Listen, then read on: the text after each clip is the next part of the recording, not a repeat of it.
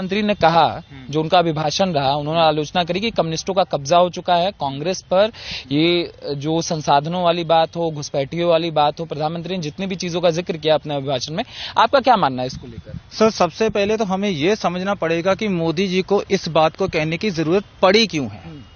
कुछ लोग कहेंगे कि फेज 1 में इलेक्शन के दौरान लोगों का मतदान कम हुआ है, तो ये सबसे बड़ा रीजन है कि इसकी वजह से ऐसा बयान आया। लेकिन अगर इसकी गहराई में जाएं तो जो बात उन्होंने कही, क्या उन्होंने नई बात कही है? अगर थोड़ा सा पीछे चलें और थोड़ा ज्यादा चलते हैं, लगभग 10 साल पहले, 8-10 साल पहले जो पूर्व प्रधानमंत्री थे सरदार मनमोहन सिंह जी, उनका बयान मुझे आज भी याद है, जो उन्होंने वीडियो में बोला था कि इस देश के संसाधनों के ऊपर पहला जो हक है वो मुसलमानों का है। तो मैं यही समझना चाहता हूं, मुझे कोई दिक्कत नहीं है, लेकिन मुझे थोड़ा उसका एक फैक्ट जानना, उसका रीजन क्या है। ये बात जो आप किस आधार के ऊपर कह रहे हो, इसका बेस क्या है? अगर आप कह रहे हैं उनका पहला हक है, चलिए थोड़ा सा विश्लेषण करते हैं। जिसको आप माइनॉरिटी बोलते हैं, मैं उसे सो कॉल्ड माइनॉरिटी बोलता हूं। अब क्यों? कनाडा, ऑस्ट्रेलिया जैसे देशों की आबादी 6-6, 7-7 करोड़ है, इनकी आबादी 14.2 करोड़ है। तो भैया इतनी आबादी में 2-2 देश तैयार हो जाते, तो माइनॉरिटी रहेगा।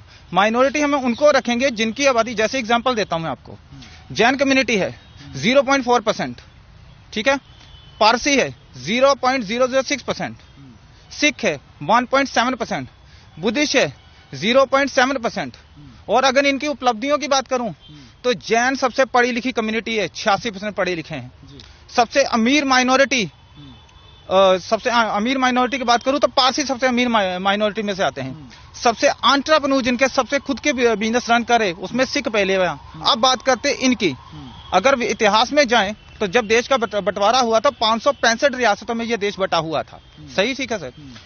और उस 565 रियासतों में से कितनी रियासतें मुस्लिम थी? हैदराबाद, जूनागढ़, श्रीनगर, मैसूर, भोपाल, अगर पटियाला की छोड़ दूं तो सिख रियासत भी नहीं थी। तो आज ये सवाल है कि इनकी इस कंडीशन में पहुंचा कौन? और आपने सर कांग्रेस की बात की, मैं कांग्रेस के ऊपर अक्सर ये बात बोलता हूं कि कांग्रेस वो पार्टी है जिसने इस देश के टुकड़े करने में कोई कसर नहीं छोड़ी है। और मैं इसकी एक छोटी सी उदाहरण बताता हूं। आप इस समय अमृतसर में हैं, यहां से मात्र 5 से 6 किलोमीटर दूर वो रेलवे ट्रैक है सर, जहां से वो खून से लथपथ ट्रेन पाकिस्तान से चली थी और अमृतसर आके रुकी थी। ट्रेन के ऊपर उर्दू में लिखा हुआ था, आपने गदर मूवी देखी होगी तो उसके अंदर वो सीन है, और मैं वो सीन नहीं दोहरा रहा हूं कि वो मूवी देख के, वो सीन देख के और मैं यहां पे आकर बताना शुरू कर दिया। जिन लोगों ने अपनी आंखों से देखा, मैं उनके बयान लेके आपके सामने रख रहा हूं। अपने पूर्वजों की बात कर रहा हूं, अपने लोगों के सीनियर्स की बात कर रहा हूं। तो उन्होंने बताया कि उसके ऊपर लिखा हुआ था, ये लो आजादी का नजराना। और मैं आपको जानकारी के लिए कर दूं, उस रेलवे ट्रैक के ऊपर जब कोई ट्रेन गुजरती है तो उसके यहां से पानी की कुछ बूंदें गिरती हैं उस ट्रेन से, तो वो सारा ट्रैक भीग जाता है।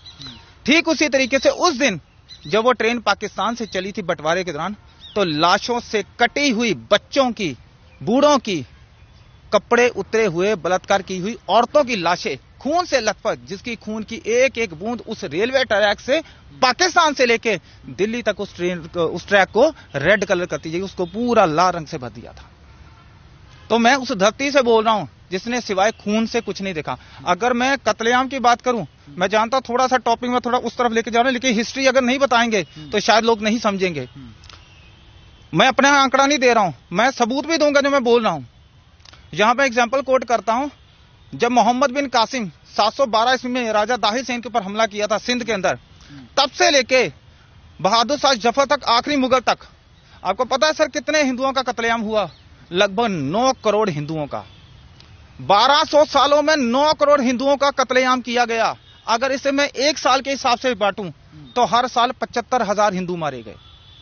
अगर इसे मैं महीने के हिसाब से बांटूं तो 6,250 हिंदू हर महीने मारे गए। इसे अगर एक दिन में बांटूं तो 208 हिंदू हर रोज मारे गए। तो सर 1200 साल, हर साल में 12 महीने, और हर महीने में 30 दिन, और हर दिन में 208 हिंदुओं का कत्लेआम हो रहा था। इतना खून बहाया था। मैं तो उस धरती से बोल रहा हूं जहां से मोहम्मद बिन कासिम ने अटैक शुरू किया था, और अंग्रेजों तक हमने सिवाय कत्लेआम के कुछ नहीं देखा इस धरती पे। और जिसकी माइनॉरिटी की बात कर रहे हैं, कोई प्रॉब्लम नहीं है सर, लेकिन आपको एक उदाहरण और देता हूं। जब इस देश का बंटवारा हुआ था, खास करके जिस जगह मैं खड़ा हूं अमृतसर में, यहाँ पे और दिल्ली के लोग जितने भी अपने घर बार यहाँ से छोड़कर गए थे, ये बात बड़ी ध्यान से छोड़िएगा, खास करके मैं मुसलमानों की बात कर रहा हूँ, जो मुसलमान यहाँ पे प्रॉपर्टियां छोड़ के गए थे, जो उस तरफ गए थे, पहले उधर से शुरू करते हैं ताकि जनता को इजीली बात समझ आ जाए कि मैं कहना क्या चाहता हूँ।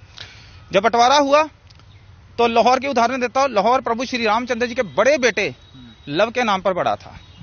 वहां पे 80% हिंदू सिख थे, ठीक है सर। आज बड़ी मुश्किल से 4 या 5 परिवार होंगे, कहां गए? जमीन खा गए, आसमान खा गए।